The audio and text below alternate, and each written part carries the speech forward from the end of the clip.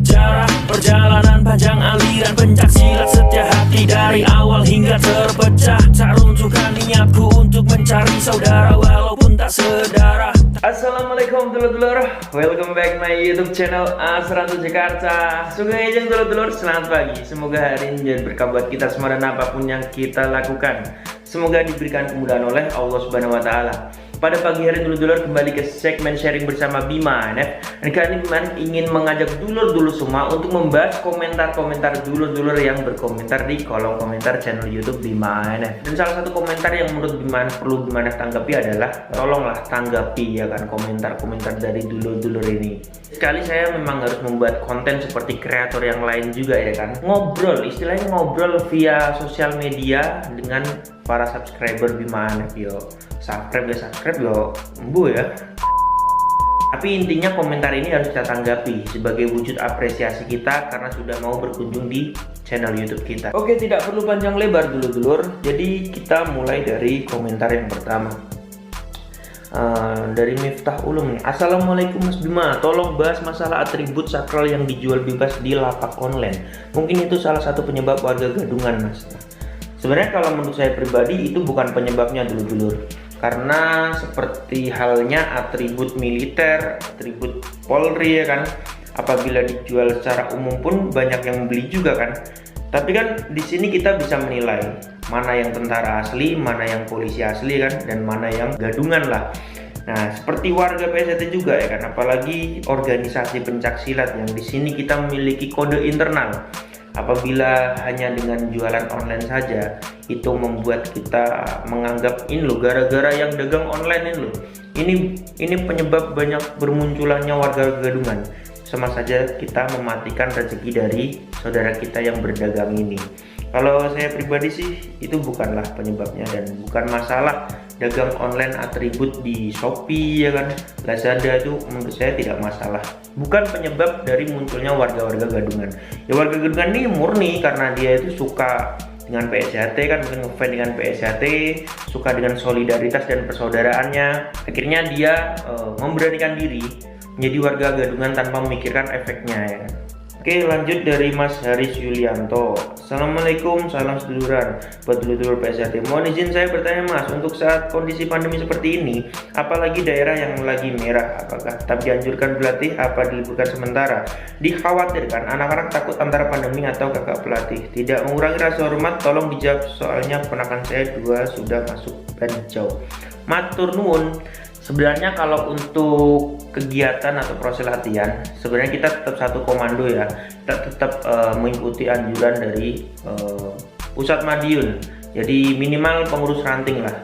Kebijakannya gimana? Kalau misalnya memang ditiadakan ya harusnya kita juga mentiadakan latihan. Tapi Ezatra ini kan organisasi yang luhur ya. Dan untuk proses kenaikan tingkat dan pengesahannya itu tidak asal-asalan atau tidak sembarang waktu. Jadi apabila kita terlalu mengikuti arus dari wabah yang sedang menimpa negara kita ini, itu penyebabnya nanti adik-adik kita bisa ditunda pengesahannya. Itu kan kasihan. Jadi sebisa mungkin ya kan, apabila memang sempat untuk latihan, itu kalau bisa kita ya harus tetap latihan. Apabila situasi dan kondisinya memungkinkan dan masyarakat sekitar mendukung ya kan, tidak ada masalah. Saya rasa sih latihan akan tetap berjalan. Yang penting tetap protokol kesehatan kita jalankan.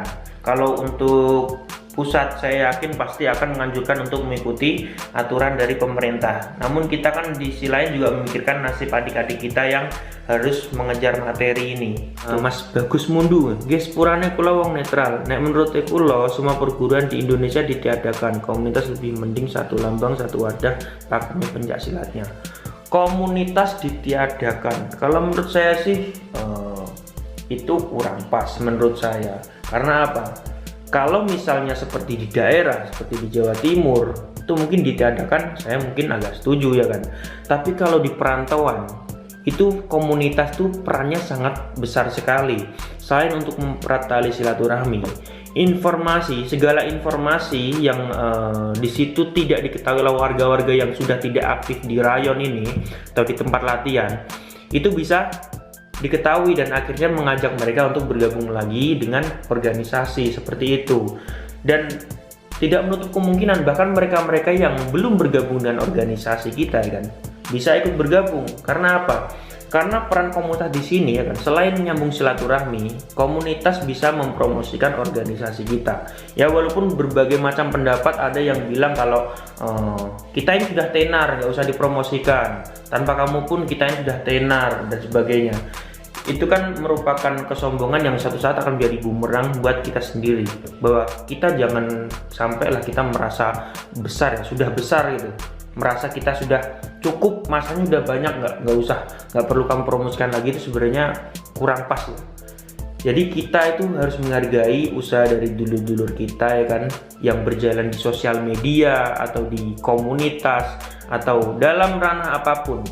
Pasti niat mereka itu untuk mempromosikan organisasi kita masing-masing. Jadi jangan sampai kita memvonis, misalnya seperti ini ya, komunitas nih, kalau bisa komunitas tuh jangan diadakan lagi kan, kalau bisa dihapus semua ya kan.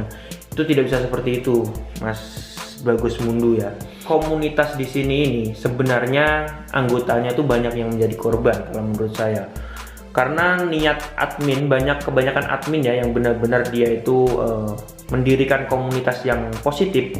Itu sebenarnya untuk satu memperatali silaturahmi, yang kedua untuk mengadakan acara-acara yang bersifat positif. Nah saja kan sekarang muncul komunitas yang di sini ini mungkin seperti komunitas rasis ya kan, atau komunitas yang suka baku hantam dan sebagainya. Nah di situ yang membuat citra komunitas itu buruk. Nah, tapi kita tidak boleh memvonis bahwa semua komunitas itu buruk dan kalau bisa dihapus saja.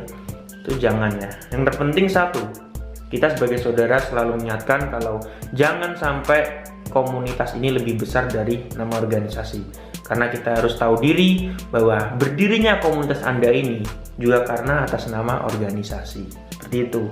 Jadi matur sembah nuwun ya Mas Bagus Mundu atas komentar. Nah ini di komunitas yang saya posting tentang Wiro Sableng tuh ya, Wiro Sableng tuh Mas Ken apakah warga PSHT itu, ini banyak yang komentar lucu-lucu nih, mungkin entah iri ya kan, atau entah memang buat guyonan, saya kurang paham. Tapi jawabannya begini nih, Gatot Koco kayak yo warga PSHT Mas, Angling Darmo kayak yo PSHT bro, Werkudara sa anak-anake yo warga PSHT, Gajah Mada wong STK, Teletubbies yo warga PSHT, pendiri Sunda Empire yo wargamu, kemungkinan pasukan perdamaian dunia. Iron Man juga warga PSHT, Boboiboy warga baru seluruh, Kim Jong Un yo warga PSHT, Naruto yo warga PSHT, Lek Sasuke warga IKSPI. Ya dulur, adalah komentar-komentar yang sempat saya baca ya. Saya tidak bisa membaca semua komentar karena banyak sekali. Intinya terima kasih apapun yang Anda lontarkan dalam komentar, entah itu menghujat atau memberi masukan atau di situ memang mendukung. Pokoknya semua saya sampaikan terima kasih untuk Anda semua yang sampai sekarang masih monitor perkembangan channel YouTube dari Bima NF. Dan buat dulur-dulurku yang sampai sekarang dari kemarin komentar-komentar mana giveaway Mas untuk 100.000 subscriber ya, tolong bersabar karena ada beberapa produk yang masih menunggu untuk di giveaway kan juga. Pokoknya Bima NF tidak lupa, Bima NF bisa sampai sekarang ini berkat jasa-jasa kalian semua, tidak hanya dari warga PSHT saja. Saya tidak lupa akan hal itu. Dan buat dulur-dulurku, jangan pernah bosan dalam mengingatkan saya apabila saya memiliki kesalahan ya kan. Walaupun mungkin saya tidak sempat membalas komentar Anda, insya Allah sebenarnya saya membaca komentar Anda. Hanya saja saya tidak ingin berdebat di sosial media. Apabila ngobrol langsung kan lebih enak, tapi apabila di sosial media kita balas-balasan komentar, saya rasa nggak enak ya. Karena sosial media itu banyak sekali yang membaca ya kan, banyak sekali pemikiran yang berbeda-beda. Jangan sampai kita justru membuat keruh suasana dengan komentar-komentar kita ya kan, yang di situ sebenarnya adalah pendapat pribadi kita. Itu dulur-dulurku, terima kasih sudah menonton video terbaru dari Bima NF, dan sampai jumpa di video yang selanjutnya. Salam persaudaraan. 100 tahun sudah lamanya persaudaraan setiap kita akan tetap tercatat dalam buku sejarah. Perjalanan panjang aliran pencak silat setia hati dari awal hingga terpecah. Tak runtuhkan niatku untuk mencari saudara.